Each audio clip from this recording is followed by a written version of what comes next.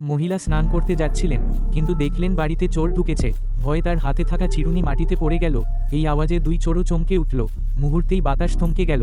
হঠাৎ মহিলা অন্ধের মতো আচরণ করে চিরুনি তুলতে বসলেন। এভাবে সামনে থাকা চোরকে বিভ্রান্ত করতে চাইলেন।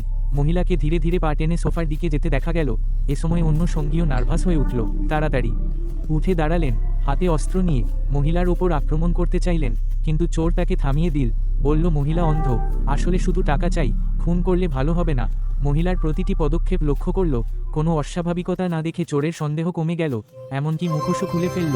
খোলামেলা হয়ে সম্পত্তি খুঁজতে শুরু করল। কিন্তু এ সময় মহিলা ফোন তুলে নিলেন। এই কাজটি চোরদের আবার নার্ভাস করে তুলল। কিন্তু শুনল মহিলা খাবার অর্ডার দিচ্ছেন। তাদের চিন্তা কমে গেল। সম্পত্তি খুঁজতে থাকলো, কিন্তু চোর সেফ খুলতে পারল না। দেখলো সেখানে কিউআর কোড আছে। মহিলার ফোন দিয়ে স্ক্যান করতে চাইল, কিন্তু ফোন লক ছিল। এরপর মহিলাকে ফেস আইডি দিয়ে আনলক করতে চাইল, কিন্তু মহিলা চুল আঁচড়াতে ব্যস্ত ছিলেন। সুযোগ দিলেন না। সঙ্গীও বিরক্ত হয়ে ফোন দিয়ে দেওয়ালে থাকা ছবির স্ক্যান করল। ফোন সহজেই আনলক হলো। বলতে হয় চোরের মাথা বেশ তীক্ষ্ণ। এরপর সেফ খুলল, দেখলো ভেতরে টাকা আর গয়না। এতে দুই চোর খুব খুশি হলো। কিন্তু এ সময় মহিলা উঠে দাঁড়ালেন। আসলে স্নান করতে যাচ্ছিলেন। মহিলার সুন্দর শরীর দেখে চোরের হাতে থাকা টাকা আর আকর্ষণীয় লাগলো না।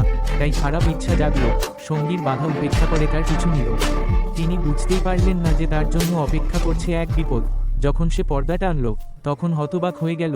মহিলার প্রতিরক্ষা স্প্রে এবং একটি ভারী লাঠি অপেক্ষা করছিল। এদিকে বাইরে থাকা চোর মহিলার ফোন নিয়ে দেখলো খাবার অর্ডারের কোনো রেকর্ড নেই। আসলে মহিলা আগেই পুলিশকে ফোন করেছিলেন। চোর বুঝলো বড় বিপদ আসছে। তাড়াতাড়ি দেখতে গেল। দেখলে সঙ্গী মাটিতে পড়ে আছে। আর মহিলা সুযোগ নিয়ে ঘর থেকে বেরিয়ে দরজা বন্ধ করে দিলেন। এ সময় দূরে পুলিশের সাইরেন বাজতে শুরু করলো। চোররা জানলো তাদের শেষ সময় এসে গেছে। এভাবেই মহিলা কৌশলে নিজেকে বাঁচালেন এবং চোরদের একটি বড় শিক্ষা দিলেন।